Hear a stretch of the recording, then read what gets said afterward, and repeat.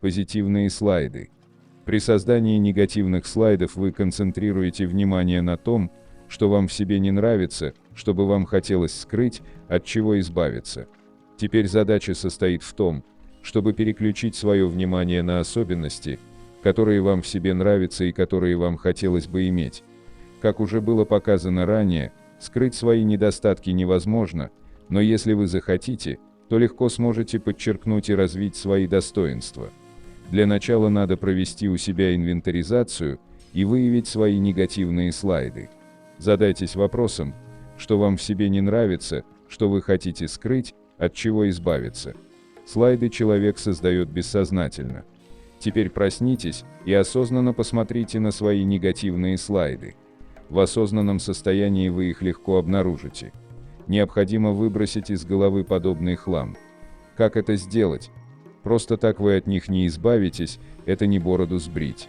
Если будете с ними бороться, они проявятся еще ярче. Нужно лишить слайды основы, на которой они держатся, а именно вашего внимания и значения, которые вы им придаете. Внимание необходимо переключить с негативного на позитивное. Махните рукой на все, что досаждало, и перестаньте с собой бороться. Отвернитесь от своих недостатков и переключите внимание на достоинства, которые у вас есть и которые вы хотите приобрести. Для вас важно скрыть свои недостатки.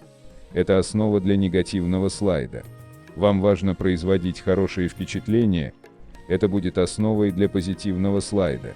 Все осталось на своих местах, изменилось лишь направление вашего внимания, вашей важности. Нарисуйте себя так, как хотите себя видеть. Это не будет самообман, потому такая игра вполне осознанна. Самообманом вы занимались в то время, как боролись со своими недостатками, полагая, что можете их скрыть или уничтожить внутренним намерением. Создайте себе слайд, где вы блистаете во всей красе. Любите себя в этом слайде и ухаживайте за ним, добавляя все новые детали. Слайд не обязательно должен содержать статическую картину.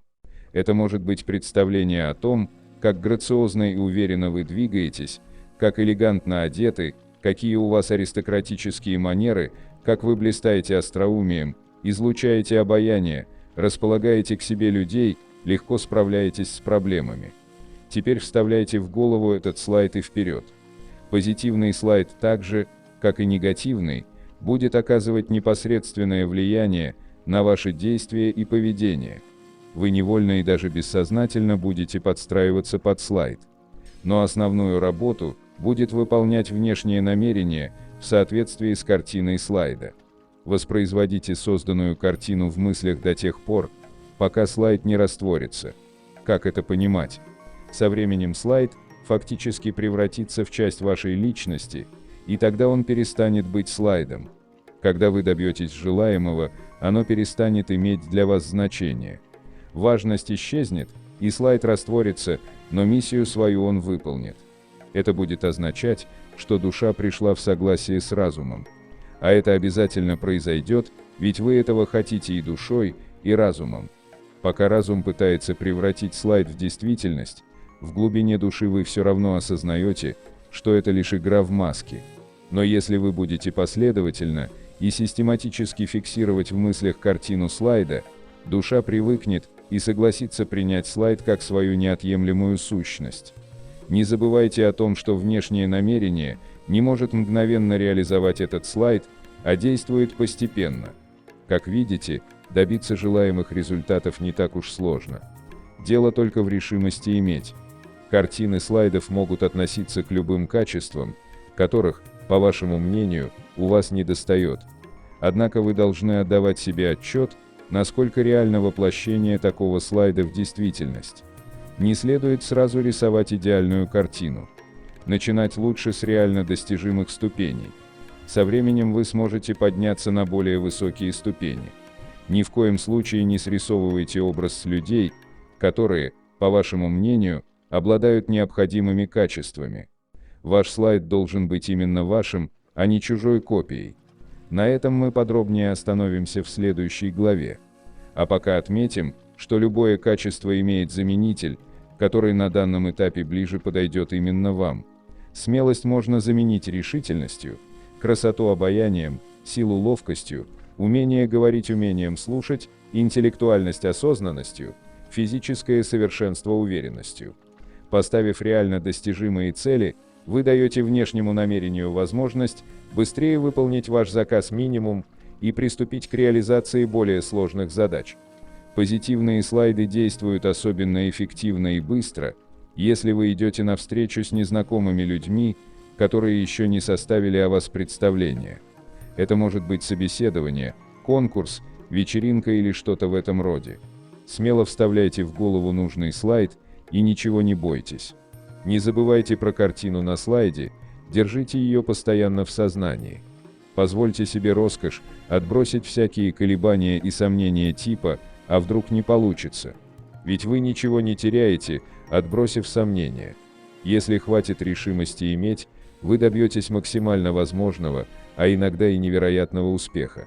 Позитивные слайды можно создавать не только в отношении своей личности, но и по отношению к окружающему миру. Такие слайды будут пропускать все позитивное и отбрасывать негативное. Если вы помните, в главе «Волна удачи» мы уже обсуждали тему трансляции позитивной энергии. Как бы там ни было, выгодно прежде всего быть открытым для всего хорошего, а все плохое игнорировать. На выставке вы останавливаетесь возле приглянувшихся экспонатов и равнодушно проходите мимо того, что не нравится.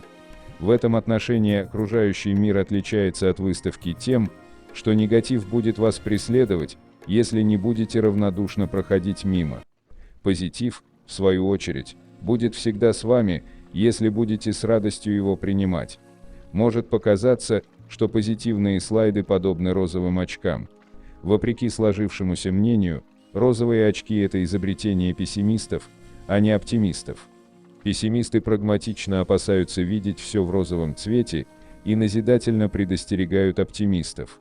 Такая прагматичность есть не что иное, как негативный слайд. Пессимист не решается позволить себе роскошь иметь, а поэтому и получает соответственно. Не стоит особо беспокоиться о том, что позитивный слайд тоже искажает восприятие. В большинстве случаев это искажение незначительно, поскольку внутренний контроль все-таки делает свое дело. Искажение, вызванное позитивным слайдом, пойдет только на пользу, если, конечно, вы не вообразите себя Наполеоном. Во всем хорошо знать меру и помнить про избыточные потенциалы. Негативные слайды своим искажением приносят неизмеримо больший вред. Но искажение – это еще не самое главное.